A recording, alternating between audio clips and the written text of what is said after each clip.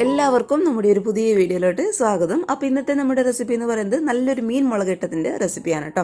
സാധാരണ എല്ലാവരും ചെയ്യുന്ന രീതി തന്നെയായിരിക്കും, എന്നാലും ഇതുവരെ ഇതുപോലെ ട്രൈ ചെയ്യാത്തവർ ഉറപ്പായിട്ടും ഒരു തവണ ഇതുപോലെ ഒന്ന് ട്രൈ ചെയ്ത് നോക്കുക കേട്ടോ. നല്ല കൊഴുപ്പോട് കൂടിയിട്ടുള്ള മീൻ മുളകിട്ടതിൻ്റെ റെസിപ്പിയാണ് കേട്ടോ. അപ്പോൾ എല്ലാവരും ട്രൈ ചെയ്ത് നോക്കിയിട്ട് അഭിപ്രായങ്ങൾ അറിയിക്കുക. പിന്നെ ചാനലിലെ വീഡിയോസൊക്കെ ആദ്യമായിട്ട് ആരെങ്കിലും കാണുകയാണെന്നുണ്ടെങ്കിൽ സബ്സ്ക്രൈബ് ചെയ്തിട്ട് സപ്പോർട്ടും കൂടി ചെയ്യാം കേട്ടോ. അപ്പോൾ നമുക്ക് വേഗം തന്നെ ഈ ഒരു മീൻ മുളകിട്ടതിൻ്റെ റെസിപ്പി എങ്ങനെ തയ്യാറാക്കുന്നതെന്ന് ഒന്ന് കണ്ടു നോക്കാം. അപ്പോൾ ഈ ഒരു മീൻ മുളകിട്ടത് തയ്യാറാക്കാൻ വേണ്ടിയിട്ട് സ്റ്റൗവിൽ ഞാനൊരു ചട്ടി വെച്ച് കൊടുത്തിട്ടുണ്ട് കേട്ടോ. ഇതുപോലെ നാടൻ കറികളൊക്കെ തയ്യാറാക്കുന്ന സമയത്ത് ചട്ടിയിൽ വെക്കുന്നതായിരിക്കും കൂടുതൽ നല്ലതായിട്ടുണ്ടാവുക. ഇനി ചട്ടി ഇല്ലാത്തവർ വിഷമിക്കേണ്ട ആവശ്യമൊന്നുമില്ല. നമ്മൾ സാധാരണ നിങ്ങൾ ഏത് പാത്രത്തിലാണോ കറി വയ്ക്കുന്നത് ആ ഒരു പാത്രം സ്റ്റൗവിൽ വെച്ച് കൊടുത്താലും മതി. അപ്പോൾ ചട്ടി അത്യാവശ്യം നന്നായിട്ടൊന്ന് ചൂടായിട്ട് വരുന്ന സമയത്ത് ഒരു 2 ടേബിൾ സ്പൂണുള്ള അളവിൽ വെളിച്ചെണ്ണയാണ് കേട്ടോ ഞാൻ ഒഴിച്ചു കൊടുക്കുന്നത്. വെളിച്ചെണ്ണയായിരിക്കും ഇത്തരം കറികളിൽ നല്ല ടേസ്റ്റ് കൊടുക്കുക. അപ്പോൾ ഇതേ 2 ടേബിൾ സ്പൂൺ അളവിൽ വെളിച്ചെണ്ണ നമുക്ക് ഇതിലോട്ട് അങ്ങോട്ട് ഒഴിച്ചു കൊടുക്കാം.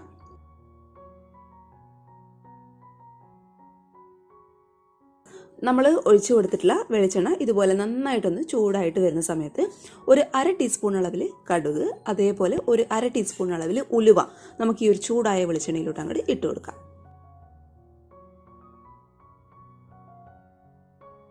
നമ്മൾ ഇട്ട് കൊടുത്തിട്ടുള്ള കടുകും ഉലുവയൊക്കെ നന്നായിട്ട് ഇതുപോലെ ഒന്ന് പൊട്ടി വരുന്ന സമയത്ത് ഇതിലോട്ട് നമ്മൾ ഇനി ചേർക്കാൻ വേണ്ടിയിട്ട് പോകുന്നത് ഒരു ചെറിയൊരു പീസ് ഇഞ്ചി ചെറുതായിട്ട് കട്ട് ചെയ്തിട്ടെടുക്കുക.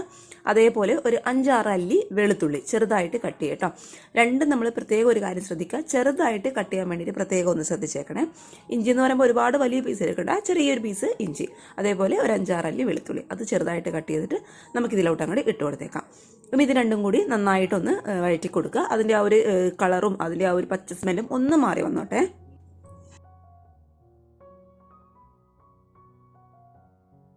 നമ്മൾ ഇട്ട് കൊടുത്തിട്ടുള്ള ഇഞ്ചിയും വെളുത്തുള്ളിയും പകുതി ഒന്ന് വഴണ്ടി വരുന്ന സമയത്ത് ഇനി നമ്മൾ ഇതിലോട്ട് ചേർത്ത് കൊടുക്കാൻ വേണ്ടിയിട്ട് പോകുന്നത് ഒരു 4 പച്ചമുളക് നെടുകെ കീറിയിട്ടിട്ട് നമുക്കിതിലോട്ട് അങ്ങോട്ട് ചേർത്ത് കൊടുക്കാം. അതിൻ്റെ കൂടെ തന്നെ ഒരു 7-8 അല്ലി ചെറിയ ഉള്ളി, അതായത് കുഞ്ഞുള്ളിയാണ് കേട്ടോ. അതിൻ്റെ തൊലിയൊക്കെ കളഞ്ഞ് ചെറുതായിട്ട് കട്ട് ചെയ്തിട്ട് അതും കൂടി നമുക്ക് ഇതിലോട്ട് അങ്ങോട്ട് ചേർത്ത് കൊടുത്തേക്കാം. നമ്മൾ കട്ട് ചെയ്യുന്ന പീസുകളെല്ലാം ചെറിയ ചെറിയ പീസായിരിക്കണം കേട്ടോ. അപ്പോഴായിരിക്കും നല്ല കൊഴുപ്പോട് കൂടിയിട്ടുള്ള ചാറ് നമുക്ക് ഈ ഒരു മുളകിട്ട കറിക്ക് കിട്ടുള്ളൂ. ഇനി ഈ ഒരു കുഞ്ഞുള്ളിയുടെ കൂടെ തന്നെ കുറച്ച് നല്ല ഫ്രഷ് ആയിട്ടുള്ള കറിവേപ്പിലയും കൂടി ഞാൻ ഇട്ട് കൊടുക്കുകയാണ്.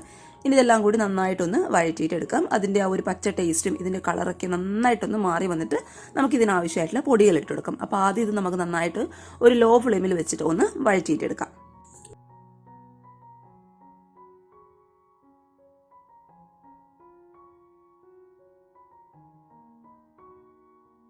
അപ്പോൾ ഇതേ നമ്മൾ ഇട്ട് കൊടുത്തിട്ടുള്ള ആ ഒരു കുഞ്ഞുള്ളിയുടെയും വെളുത്തുള്ളിയുടെയും ഇഞ്ചിയുടെ ആ ഒരു പച്ച ടേസ്റ്റൊക്കെ മാറി പച്ചമണമൊക്കെ മാറി നല്ലൊരു ബ്രൗൺ കളറായിട്ട് വരുന്ന സമയത്ത് ഇനി നമുക്ക് ഇതിനാവശ്യമായിട്ടുള്ള പൊടികൾ ചേർത്ത് കൊടുക്കാം കേട്ടോ.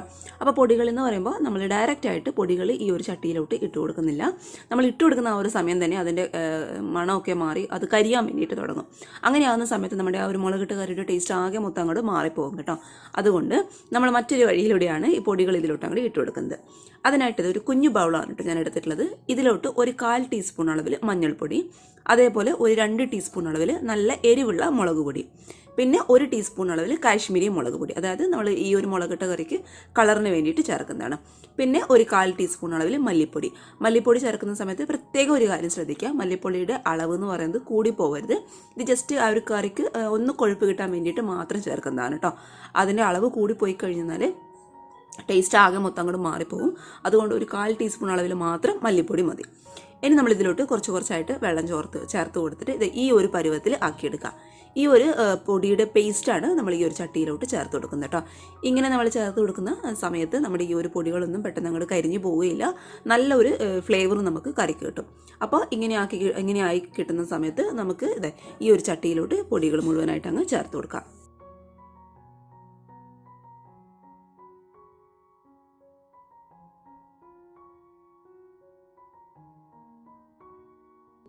ഈ ഒരു സമയത്തൊക്കെ തീ എന്ന് പറയുന്നത് ഒരു മീഡിയം ഫ്ലെയിമിൽ വെച്ചോളൂ കേട്ടോ. നമ്മൾ പേസ്റ്റ് ആയതുകൊണ്ട് തന്നെ പെട്ടെന്ന് അങ്ങോട്ട് കരിഞ്ഞു പോകാനുള്ള ചാൻസ് ഒന്നുമില്ല. അതുകൊണ്ട് മീഡിയം ഫ്ലെയിമിൽ വെച്ചിട്ട് ആ ഒരു പൊടികളുടെ പച്ചമണം കംപ്ലീറ്റ് ആയിട്ട് അങ്ങോട്ട് മാറ്റിയിട്ടെടുക്കുക.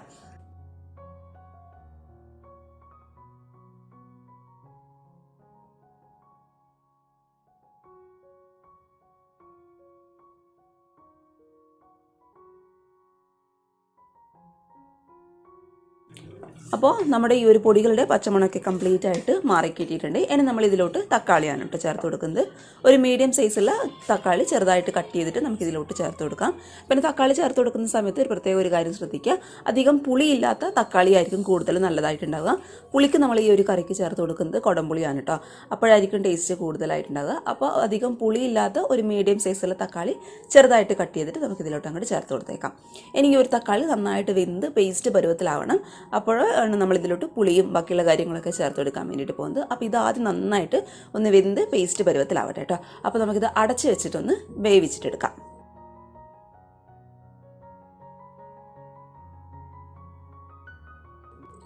അപ്പോൾ ഇത് നമ്മുടെ തക്കാളിയൊക്കെ നന്നായിട്ട് വെന്ത് പേസ്റ്റ് പരുവത്തിലായി. അതിൻ്റെ ആ ഒരു പച്ചമണമൊക്കെ കംപ്ലീറ്റ് ആയിട്ട് മാറിക്കിട്ടിയിട്ടുണ്ട്. ഇനി നമ്മൾ ഇതിലോട്ട് പുളിയാണ് കേട്ടോ ചേർത്ത് കൊടുക്കുന്നത്. പുളി ഇപ്പോൾ ഞാനിതൊരു 10 മിനിറ്റ് മുന്നേ ചൂടുവെള്ളത്തിൽ നന്നായിട്ട് കഴുകിയിട്ട് ഒന്ന് കുതിർത്ത് വെച്ചതാണ്. ഇങ്ങനെ ചെയ്യുന്ന സമയത്ത് നമുക്ക് നന്നായിട്ട് ആ ഒരു പുളി കറിയിലിട്ട് നന്നായിട്ട് അങ്ങോട്ട് ഇറങ്ങിക്കിട്ടും. അപ്പോൾ 10 മിനിറ്റ് മുന്നേ കുതിർത്ത് വെച്ച് ഈ ഒരു പുളിയും വെള്ളവും കംപ്ലീറ്റ് ആയിട്ട് നമുക്ക് ഈ ഒരു ചട്ടിയിലോട്ട് അങ്ങോട്ട് ഒഴിച്ചു കൊടുക്കാം.